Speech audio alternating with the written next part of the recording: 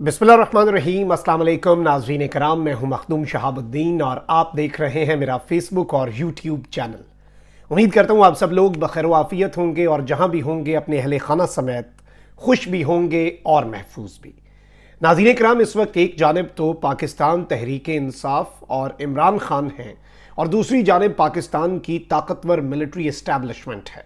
दोनों ने अपने सींग फंसा लिए हैं और अब इस सब में मामलात पॉइंट ऑफ नो रिटर्न पर हैं और यूं लगता है कि किसी एक के सींग कोई दूसरा साथ लेके ही आगे बढ़ेगा, उसके अलावा हल कोई नहीं है।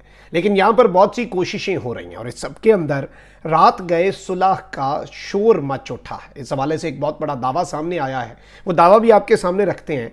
लेकिन आज एक जानिब ये सब कुछ हो रहा है तो वहीं दूसरी जानिब आज जमान पार्क में इमरान खान के घर में तलाशी लेने का जो फैसला है वो हो चुका है और आज 400 पुलिस एहलकार इमरान खान के घर की तलाशी लेने जा रहे हैं। अब इस पे खान साहब कैसे रिस्पॉन्ड करते हैं, मामलात क्या होते हैं, उसे भी डिस्कस करते हैं। जबकि chief justice of Pakistan justice Umar Ata Bandial और सदर मुमलिकत डॉक्टर आरिफ अलवी, इनके साथ क्या होने वाला है और कब कब इनके खिलाफ जो मंसूबे बना लिए गए हैं उन्हें एग्जीक्यूट किया जाना है, उस हवाले से नया प्लान लीक हो चुका है। और वैसे मैं आपको ये भी बता दूं कि आइंदा जो हफ्ता अब है उसका रोस्टर आ चुका है सुप्रीम कोर्ट का और जस्टिस काजी फाइज ईसा पिछले 4-5 हफ्ते से किसी केस की समाअत नहीं कर रहे और वो इस हफ्ते भी चैम्बर वर्क करेंगे, उन्हें किसी बेंच का हिस्सा नहीं बनाया गया।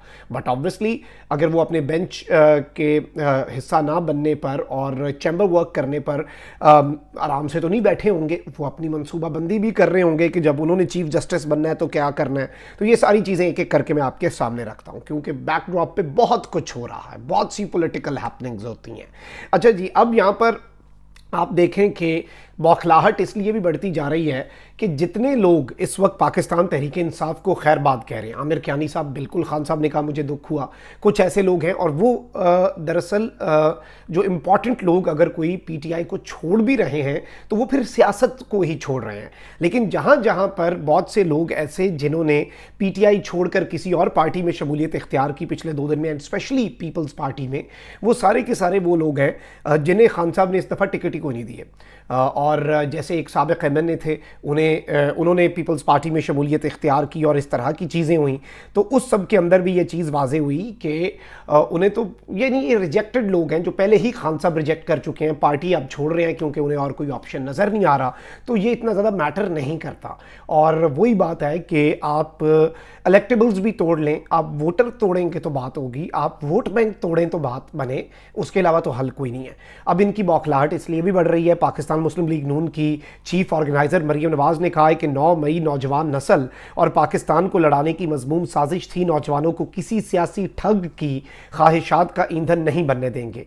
लाहौर में पार्टी जायजा इजलास में मरियम नवाज ने कहा कि फितने ने नौजवानों को झूठ बोल बोल कर बरगलाया, मुट्ठी भर मुसल्लह जत्थों को पाकिस्तान पर हमले के लिए इस्तेमाल किया गया। उन्होंने कहा कि वो चाहती हैं कि मुल्क भर में बेटों और बेटियों की तामीर पाकिस्तान फोर्स बनाएं, मईशत बहाल होगी, कारोबार चलेगा, नौजवानों को रोजगार मिलेगा, यानी ये सारी बातें। लेकिन इन्होंने यही कहा है कि किसी ठग की सियासत के लिए हम नौजवानों को ईंधन नहीं बनने देंगे। तो वहीं दूसरी जानिब मौलाना साहब को इतना बड़ा उन्होंने यू टर्न लिया, उन्होंने चीफ जस्टिस का इस्तीफा लेकर जाना था लेकिन वो खाली हाथ एक ही दिन में अपना धरना खत्म करके वापस चले गए। लेकिन अब इन्होंने जो बात कही है वो बड़ी इंपॉर्टेंट है। इन्होंने कहा कि जी इमरान खान को आज भी मुकम्मल सहूलतकारी जो है वो फराहम की जा रही है। अब ये इनके वो कंसर्न्स हैं, सहूलतकारी इमरान खान को बिल्कुल फराहम की जा रही है। इमरान खान के बहुत से सहूलतकार हैं, इमरान खान के सहूलतकार इस 22 करोड़ अवाम में छुपे बैठे हैं जो हर सर्वे में बताते हैं कि 70 से 80% पाकिस्तानी जो है वो इमरान खान के साथ है।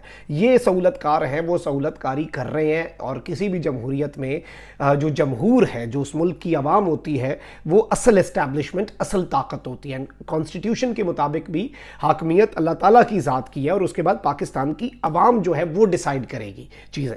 ज़ाहिर बात है पाकिस्तान की आवाम पाकिस्तान की असल एस्टैब्लिशमेंट है और इस एस्टैब्लिशमेंट का इमरान खान लाडला है और ये जो एस्टैब्लिशमेंट है ये इमरान खान की सहूलतकारी कर रही है। आपको इससे मसला है, इसीलिए तो आप इलेक्शंस में नहीं जा रहे। अच्छा, पीटीआई अगर टूट रही है, पीटीआई अगर तितर बितर हो रही है, ये तो बड़ा अच्छा मौका है। اور آپ الیکشنز کروا دیں.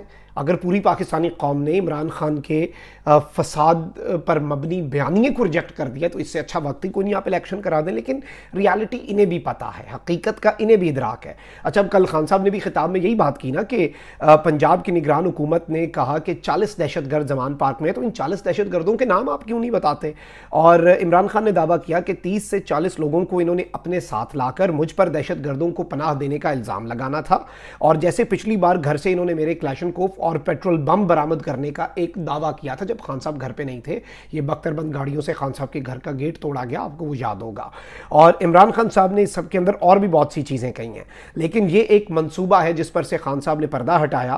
اب جو پنجاب کے نگران وزیر اطلاعات ہیں عامر میر, انہوں نے کہا ہے کہ آج کمشنر لاہور کی سربراہی میں ایک وفد زمان پارک جا کر ٹی وی کیمروں کی موجودگی میں زمان پارک کی تلاشی لے گا, کیونکہ خان صاحب نے یہ کہا تھا کہ اگر آنا ہے تو آپ 4-5 بندے لے کے آئیں, آرام سے شرافت سے انسانوں کی طرح آپ کیمراز کے اندر آپ تلاشی لیں.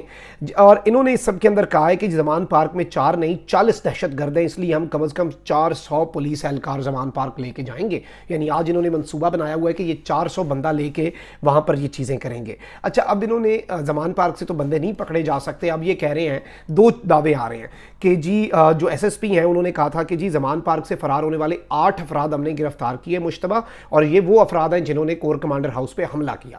اب یہ ساتھ ایک اور دعویٰ بھی کر رہے ہیں کہ زمان پارک سے لوگ نکلنے کی کوشش کرتے ہیں, لیکن چونکہ پولیس چاروں طرف سے وہ ایریاز کو گھیر چکی ہے تو پولیس کو دیکھ کے وہ واپس زمان پارک چلے جاتے ہیں, اور زمان پارک میں موجود وہ مختلف گھر جو ہیں وہاں پر پناہ لیے ہوئے ہیں. اچھا, اب یہاں پر میں آپ کو یہ بتا دوں کہ نگران وزیر اطلاعات جو ہیں وہ تصدیق کر رہے ہیں کہ جی یہ لوگ جو ہیں یہ حملوں میں ملوث تھے, اور اب جو 24 گھنٹے کا الٹیمیٹم ہے وہ کل کا ختم ہو چکا ہے, تو آج ہم نے زمان پارک میں جانا ہے اور وہاں پر جا کر تلاشی لینی ہے, اور کمشنر جائیں گے اور وہ جا کر یہاں پر کیمراز کی کم از کم اچھی چیز یہ ہے کہ کیمراز کی موجودگی میں تلاشی ہوگی. اب یہ اس طرح کی تلاشی کم از کم نہ لے لیں جس طرح کی یہ لینا چاہتے ہیں, ورنہ پھر چیزیں جو ہیں وہ خراب ہوں گی. اب ایک جانب یہ سب کچھ ہو رہا ہے تو وہیں دوسری جانب کچھ اور چیزیں بھی ناظرین کرام ہو رہی ہیں.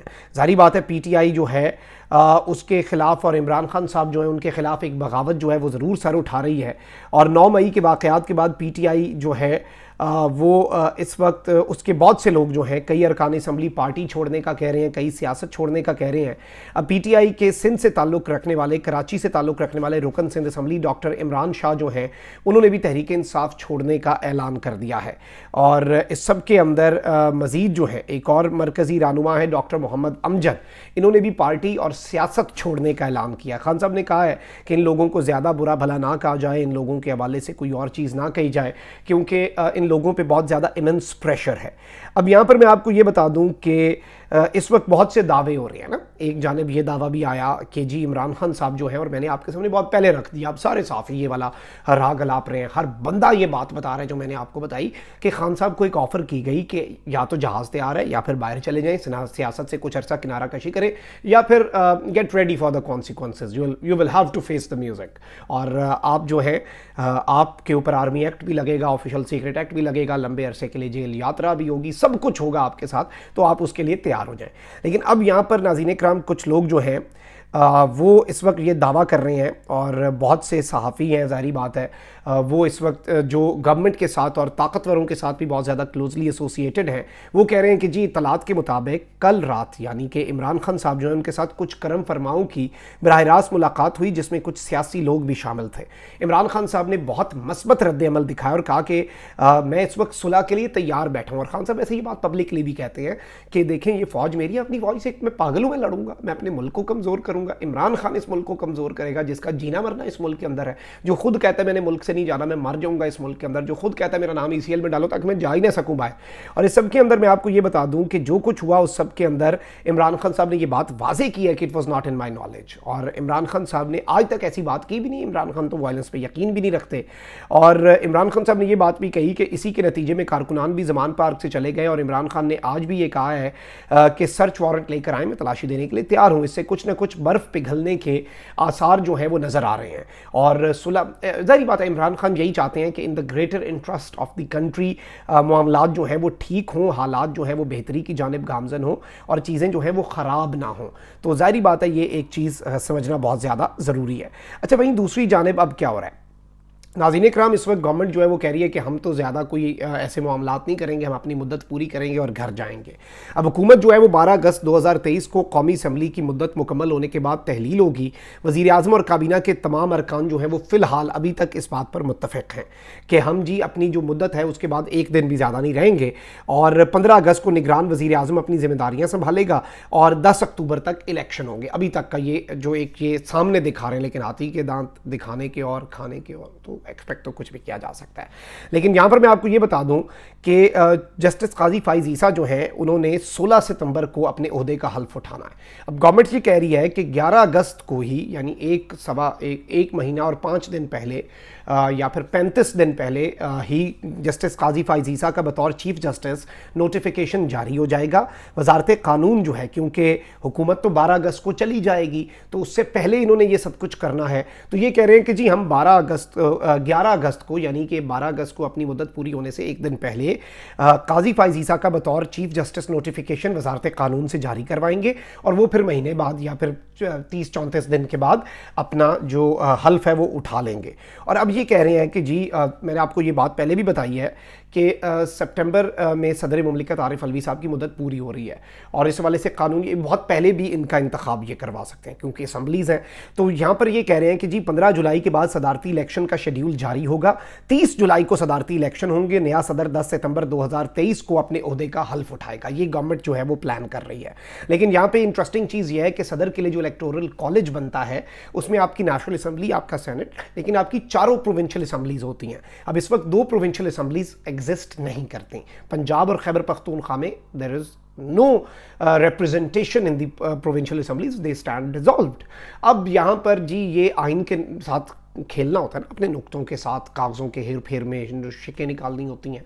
अब ये मौक़िफ़ अपना लगा रही है गवर्नमेंट मौजूदा कि जी उसमें तो लिखा हुआ है कि national assembly and provincial assemblies, तो उसमें ये तो नहीं लिखा कि 4 प्रोविंशियल असम्बली। भाई ऐसे होता नहीं है, लेकिन ज़ाहिर बात है इस मुल्क के अंदर कुछ भी हो सकता है। तो ये फिर नए सदर का इंतखाब करके जाना चाह रहे हैं, और नए सदर का इंतखाब करके अगर ये जाते हैं, ऑल्दो 2 सूबों की रिप्रेजेंटेशन के बगैर कैसे वफाक की अलामत और रियासत का सरबराह और commander in chief of the armed forces आ सकता है, ये एक सवाल अपनी जगह एग्जिस्ट करता रहेगा, और इसमें बहुत से लूप होल्स भी होंगे, और शायद ये मामला अदालत में भी चला जाए। लेकिन एक और मसला होगा ना, फिर अदालत जो है वो सवाल ये पैदा होगा कि कहीं जैसे वो एक फील्डिंग चेंज हो जाती है, तो चीफ जस्टिस उमरता बंदियाल साहब तो नहीं होंगे, काजी साहब होंगे, और काजी साहब जो हैं ऑब्वियसली उनके इख्तलाफात खुलकर ये आपके भी सामने है, मेरे भी सामने है कि उनके इन सब के साथ इख्तलाफात भी हैं। So let's see how things unfold. लेकिन अब ये चीज़ें जो हैं खुलकर सामने आती जा रही हैं, और ये चीफ जस्टिस और जो मंसूबा इनका फ़िलहाल जो है वो चीफ जस्टिस और जो आपके सदर मुमलिकत हैं डॉक्टर आरिफ अलवी,